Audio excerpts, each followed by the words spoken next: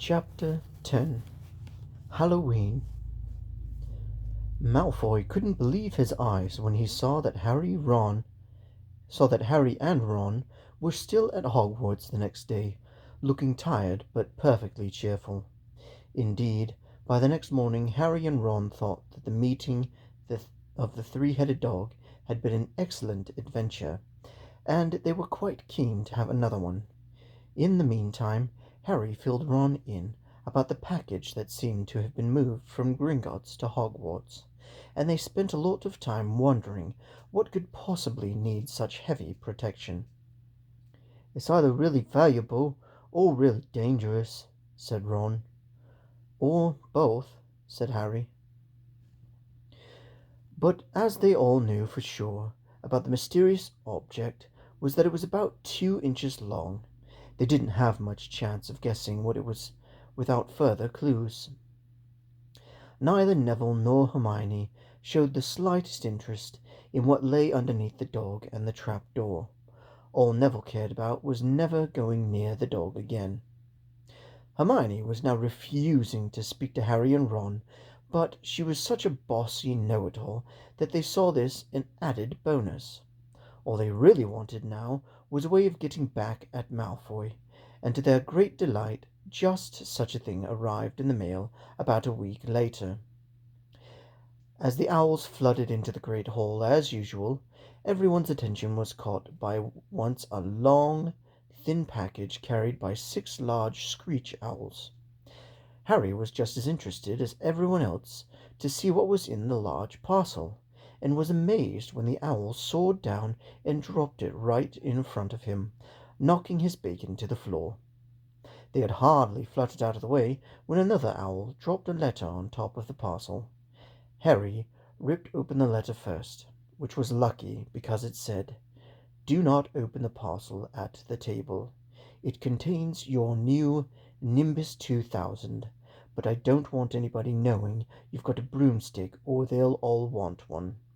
Oliver Wood will meet you tonight on the Quidditch field at 7 o'clock for your first training session. Professor M. McGonagall." Harry had difficulty hiding his glee as he handed the note to Ron to read. "A Nimbus 2000, Ron moaned enviously. "I've never even touched one." They left the hall quickly, wanting to unwrap the broomstick in private before their first class, but halfway across the entrance hall they found the way upstairs barred by Crabbe and Goyle. Malfoy seized the package from Harry and felt it. "That's a broomstick," he said, throwing it back to Harry with a mixture of jealousy and spite on his face. You'll be in for it this time, Potter. First years aren't allowed them." Ron couldn't resist it. "It's not any old broomstick," he said. "It's a Nimbus 2000. What'd you say you've got at home, Malfoy? A Comet 260? Ron grinned at Harry. "Comets look flashy, but they're not in the same league as the Nimbus." "What would you know about it, Weasley? You couldn't afford half the handle," Malfoy snapped back. "I suppose you and your brothers have to save up to buy it twig by twig." Before Ron could answer, Professor Flitwick appeared at Malfoy's elbow. "Not arguing, I hope, boys?" he squeaked. "Potter's been sent a broomstick, Professor," said Malfoy quickly. Yes, that's right," said Professor Flitwick, beaming at Harry. "Professor McGonagall told me all about the special circumstances, Potter. And what model is it?" "A Nimbus 2000, sir," said Harry, fighting not to laugh at the look of horror on Malfoy's face. "And it's really thanks to Malfoy here that I've got it," he added. Harry and Ron headed upstairs, smothering their laughter at Malfoy's obvious rage and confusion. "Well, it's true," Harry chortled as they reached the top of the marble staircase. "If he hadn't stolen Neville's Remembrall, I wouldn't be on the team." "So I suppose you think that's a reward for breaking the rules?" came an angry voice from just behind them. Hermione was stomping up the stairs, looking disapprovingly at the package in Harry's hand. I thought you weren't speaking to us," said Harry. "Yes, don't stop now," said Ron. "It's doing us so much good." Hermione marched away with her nose in the air. Harry had a lot of trouble keeping his mind on his lessons that day. It kept wandering up to the dormitory, where his new broomstick was lying under his bed, or straying off to the Quidditch field where he'd be learning to play that night. He bolted his dinner that evening without noticing what he was eating, and then rushed upstairs with Ron to unwrap the Nimbus 2000 at last. "Wow," Ron sighed as the broomstick rolled onto Harry's bedspread. Even Harry, who knew nothing about the different brooms, thought it looked wonderful. Sleek and shiny, with a mahogany handle, it had a long tail of neat, straight twigs, and Nimbus 2000 written in gold near the top. As 7 o'clock drew nearer, Harry left the castle and set off in the dusk toward the Quidditch field. He'd never been inside the stadium before. Hundreds of seats were raised in stands around the field so that the spectators were high enough to see what was going on. At either end of the field were 3 golden poles with hoops on the end. They reminded Harry a little bit of the plastic sticks Muggle children blew bubbles through, except that they were 50 feet high. Too eager to fly again to wait for Wood, Harry mounted his broomstick and kicked off from the ground. What a feeling! He swooped in and out of the goalposts, then sped up and down the field. The Nimbus 2000 turned wherever he wanted at his lightest touch. "Hey, Potter, come down!" Oliver Wood had arrived. He was carrying a large wooden crate under his arm. Harry landed next to him. "Very nice," said Wood, his eyes glinting. "I see what McGonagall meant. You really are a natural. I'm just going to teach you the rules this evening.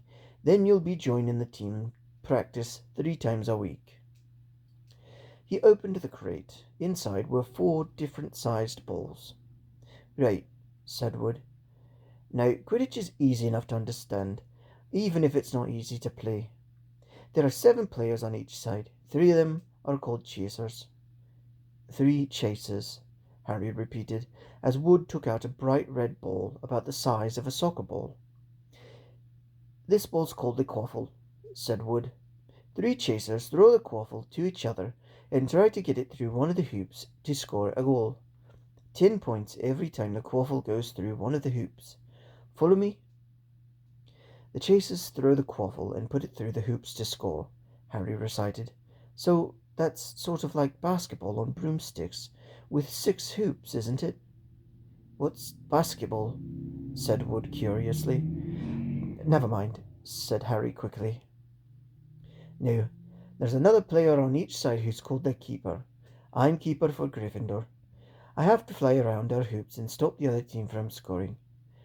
3 chasers, 1 keeper," said Harry, who was determined to remember it all. "And they play with the quaffle. Okay, got that. So what are they for?" He pointed at the 3 balls left inside the box. "I'll show you," said Wood. "Take this."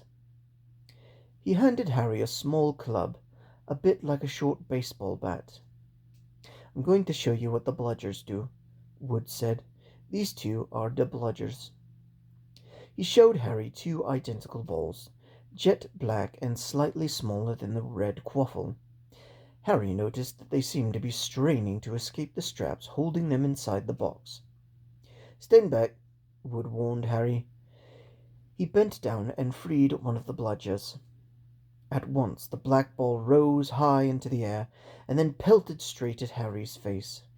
Harry swung at it with the bat to stop it from breaking his nose, and sent it zigzagging away into the air. It zoomed around their heads and then shot at Wood, who dived on top of it and managed to pin it to the ground. "See," Wood panted, forcing the struggling bludger back into the crate and strapping it down safely. "The bludgers rocket around, trying to knock players off their brooms. That's why you have 2 beaters on each team. The Weasley twins are ours." It's their job to protect their side from the bludgers and try to knock them toward the other team. So, you think you've got all that?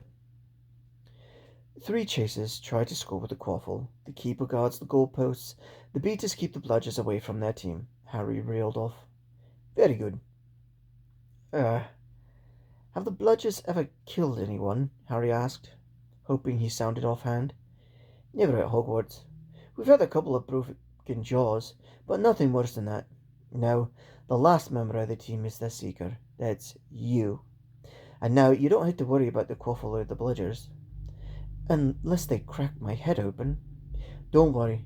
The Weasleys are more than a match for the bludgers. I mean, they're like a pair of human bludgers themselves. Wood reached into the crate and took out the fourth and last ball. Compared with the quaffle and the bludgers, it was tiny, about the size of a large walnut. It was bright gold and had little fluttering silver wings. This, said Wood, is the golden snitch, and it's the most important ball of the lot. It's very hard to catch because it's so fast and difficult to see. It's the Seeker's job to catch it. You've got to weave in and out of the chasers, beaters, bludgers, and quaffle to get it before the other team's Seeker, because whichever Seeker catches the snitch wins the team an extra 150 points, so they nearly always win. That's why Seekers get fouled so much. A game of Quidditch only ends when the snitch is caught, so it can go on for ages. I think the record is 3 months. They had to keep bringing on substitutes so the players could get some sleep. Well, that's it. Any questions? Harry shook his head. He understood what he had to do, all right, but doing it was what was going to be the problem. We won't practice with that snitch yet, said Wood, carefully shutting it back inside the crate. It's too dark. We might lose it. Let's try you out with a few of these. He pulled out a bag of ordinary golf balls out of his pocket, and a few minutes later he and Harry were up in the air, Wood throwing the golf balls as hard as he could in every direction for Harry to catch. Harry didn't miss a single one, and Wood was delighted. After half an hour, night had nearly fallen and they couldn't carry on. That Quidditch couple'll have our name on it this year, said Wood happily, as they trudged back up to the castle. They wouldn't be surprised if you turn out better than Charlie Weasley, and he could have played for England if he hadn't gone off chasing dragons. Perhaps it was because he was now so busy, what with Quidditch practice 3 evenings a week, on top of all his homework, but Harry could hardly believe it when it was realized that he'd already been at Hogwarts 2 months. The castle felt more like home than Privet Drive ever had. His lessons, too, were becoming more and more interesting now that they had mastered the basics. On Halloween morning, they woke to the delicious smell of baking pumpkin wafting through the corridors. Even better, Professor Flitwick announced, in charms, that he thought they were ready to start making objects fly, something they had been all dying to try since they'd seen him make Neville's toad zoom around the classroom. Professor Flitwick put the class into pairs to practice. Harry's partner was Seamus Finnegan, which was a relief because Neville had been trying to catch his eye. Ron, however, was to be working with Hermione Granger.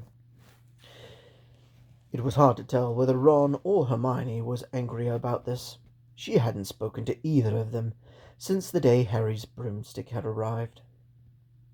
"Now, don't forget that nice wrist movement we've been practicing," squeaked Professor Flitwick, perched on top of his pile of books as usual. "Swish and flick, remember? Swish and flick. And saying the magic words properly is very important too. Never forget Wizard Barufalo, who said S instead of F and found himself on the floor with a buffalo on his chest." It was very difficult. Harry and Seamus swished and flicked, but the feather they were supposed to be sending skyward just lay on the desktop. Seamus got so impatient that he prodded it with his wand and set fire to it. Harry had to put it out with his hat. Ron, at the next table, wasn't having much more luck. Wingardium Leviosa! He shouted, waving his long arms like a windmill. You're saying it wrong, Harry heard Hermione snap. It's Wingardium Leviosa. Make the gar nice and long. You do it then if you're so clever, Ron snarled. Hermione rolled up the sleeves of her gown, flicked her wand, and said, Wingardium Leviosa.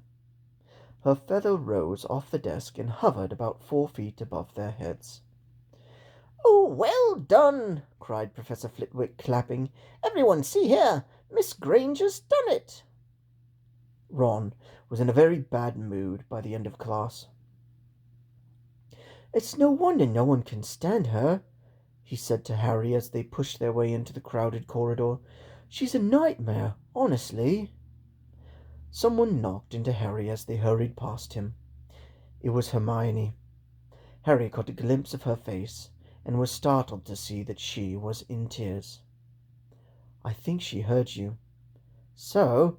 said Ron, but he looked a bit uncomfortable. "She must have noticed she's got no friends." Hermione didn't turn up for the next class and wasn't seen all afternoon. On their way down to the Great Hall for the Halloween feast, Harry and Ron overheard Parvati Patil telling her friend Lavender that Hermione was crying in the girls' bathroom and wanted to be left alone. Ron still looked more awkward at this, but a moment later they had entered the Great Hall, where the Halloween decorations put Hermione out of their minds. 1,000 live bats fluttered from the walls and ceiling, while 1,000 more swooped over the tables in low black clouds, making the candles and the pumpkins stutter. The feast appeared suddenly on the golden plates, as it had the start-of-term banquet. Harry was just helping himself to a baked potato when Professor Quirrell came sprinting into the hall, his turban askew and terror on his face. Everyone stared as he reached Professor Dumbledore's chair, slumped against the table, and gasped, Drool! Drool! In the dungeons! Thought you ought to know!" He then sank to the floor in a dead faint. There was an uproar. It took several purple firecrackers exploding at the end of Professor Dumbledore's wand to bring silence. "Prefects," he rumbled, "lead your houses back to the dormitories immediately." Percy was in his element. "Follow me. Stick together, first years. No need to fear the troll if you follow my orders. Stay close behind me now. Make way, first years coming through. Excuse me, I'm a prefect." "How could a troll get in?" Harry asked as they climbed the stairs. "Don't ask me. They're supposed to be really stupid," said Ron. "Maybe Peeves let it in for a Halloween joke." They passed different groups of people hurrying in different directions. As they jostled their way through a crowd of confused Hufflepuffs, Harry suddenly grabbed Ron's arm. "I've just thought. Hermione." "What about her?" "She doesn't know about the troll." Ron bit his lip. "All right," he snapped, "but Percy'd better not see us." Ducking down, they joined the Hufflepuffs going to the other hallway, slipped down the deserted side corridor, and hurried off toward the girls' bathroom. They had just turned the corner when they heard quick footsteps behind them. "Percy!" Ron hissed, pulling Harry behind a large stone griffin. Peering around it, however, they saw not Percy, but Snape. He crossed the corridor and disappeared from view. "What's he doing?" Harry whispered. "Why isn't he down in the dungeons with the rest of the teachers?" "Search me." Quietly as possible, they crept along the next corridor after Snape's fading footsteps. "He's heading for the 3rd floor," Harry said, but Ron held up his hand. "Can you smell something?" Harry sniffed, and a foul stench reached his nostrils, a mixture of old socks and the kind of public toilet no one seems to clean. And then they heard it, a low grunting, and the shuffling footfalls of gigantic feet. Ron pointed. At the end of the passage to the left, Something huge was moving toward them. They shrank into the shadows and watched it as it emerged into a patch of moonlight. It was a horrible sight.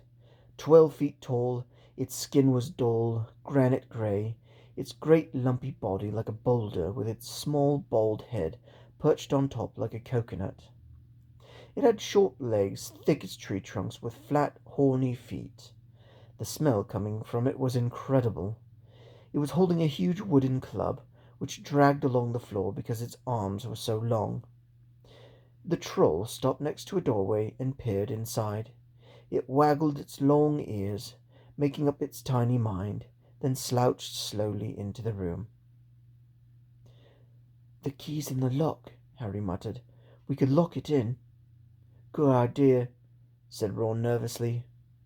They edged toward the open door, mouths dry, praying the troll wasn't about to come out of it. With one great leap, Harry managed to grab the key, slam the door, and lock it. Yes! Flushed with their victory, they started to run back up the passage. As they reached the corner, they heard something that made their hearts stop. A high, petrified scream, and it was coming from the chamber they'd just chained up. "Oh no," said Ron, pale as the Bloody Baron. "It's the girls' bathroom," Harry gasped. "Hermione!" they said together. It was the last thing they wanted to do, but what choice did they have? Wheeling around, they sprinted back to the door and turned the key, fumbling in their panic. Harry pulled the door open, and they ran inside. Hermione Granger was shrinking against the wall opposite, looking as if she was about to faint. The troll was advancing on her, knocking the sinks off the walls as he went. "Confuse it!" Harry said desperately to Ron, and, seizing a tap, he threw it as hard as he could against the wall. The troll stopped a few feet from Hermione. It lumbered around, blinking stupidly, to see what had made the noise. Its mean little eyes saw Harry. It hesitated, then made for him instead of Hermione, lifting its club as it went. "Oi, pea-brain!" yelled Ron from the other side of the chamber, and he threw a metal pipe at it. The troll didn't even seem to notice the pipe hitting its shoulder, but it heard the yell and paused again, turning its ugly snout toward Ron instead, giving Harry time to run around it. "Come on, run! Run!" Harry yelled at Hermione, trying to pull her toward the door, but she couldn't move. She was still flat against the wall, her mouth open with terror. The shouting and the echoes seemed to be driving the troll berserk. It roared again and started toward Ron, who was nearest and had no way to escape. Harry then did something that was both very brave and very stupid. He took a great running jump and managed to fasten his arms around the troll's neck from behind. The troll couldn't feel Harry hanging there, but even a troll will notice if you stick a long bit of wood up its nose, and Harry's wand had been in his hand when he jumped. It had gone straight up one of the troll's nostrils. Howling with pain, the troll twisted and flailed its club, with Harry clinging on for dear life. Any second the troll was going to rip him off or catch him a terrible blow with the club. Hermione had sunk to the floor in fright. Ron pulled out his own wand. Not knowing what he was going to do, he heard himself cry the first spell that came into his head. "Wingardium Leviosa!" The club flew suddenly out of the troll's hand, rose high, high into the air, turned slowly over, and dropped, with a sickening crack onto the owner's head. The troll swayed on the spot, then fell flat on his face with a thud that made the whole room tremble. Harry got to his feet. He was shaking and out of breath.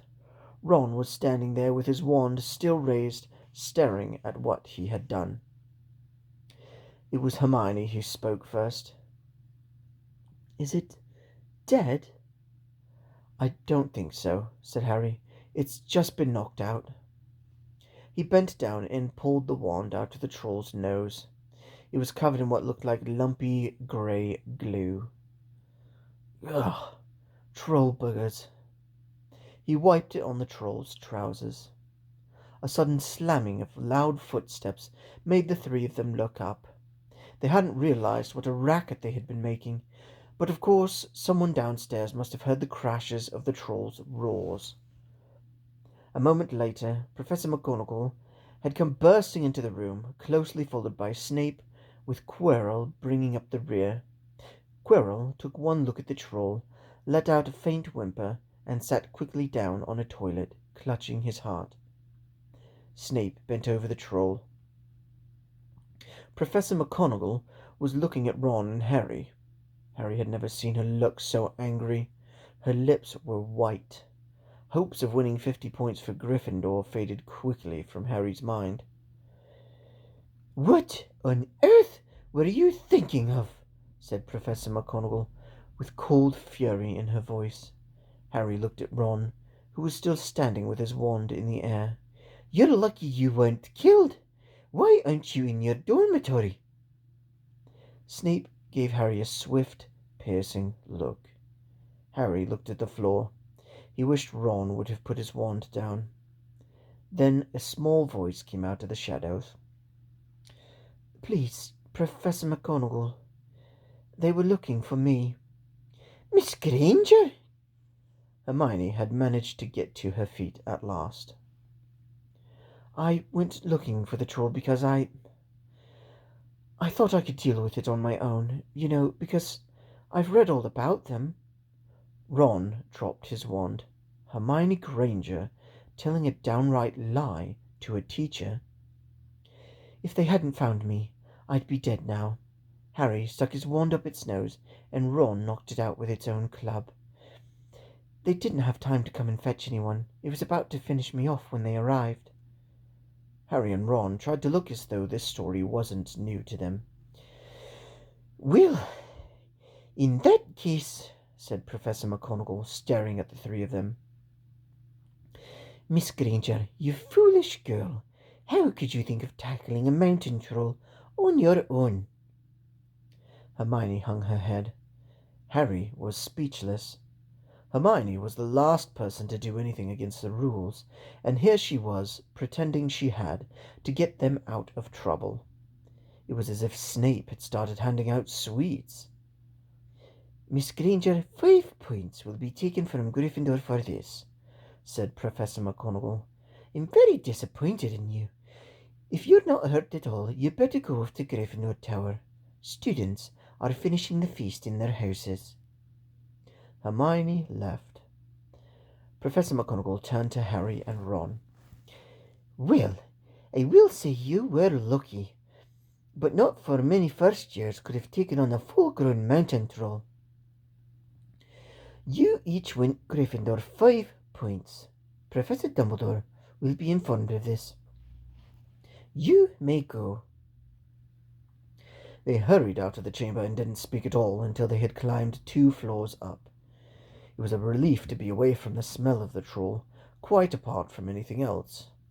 "We should have gotten more than 10 points, Ron grumbled. 5, you mean, since she's taken off Hermione's." "Good of her to get us out of trouble like that," Ron admitted. "Mind you, we did save her."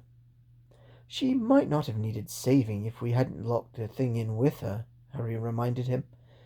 They reached the portrait of the fat lady. Pig Snout, and they entered. The common room was packed and noisy. Everyone was eating the food that had been sent up. Hermione, however, stood alone by the door, waiting for them.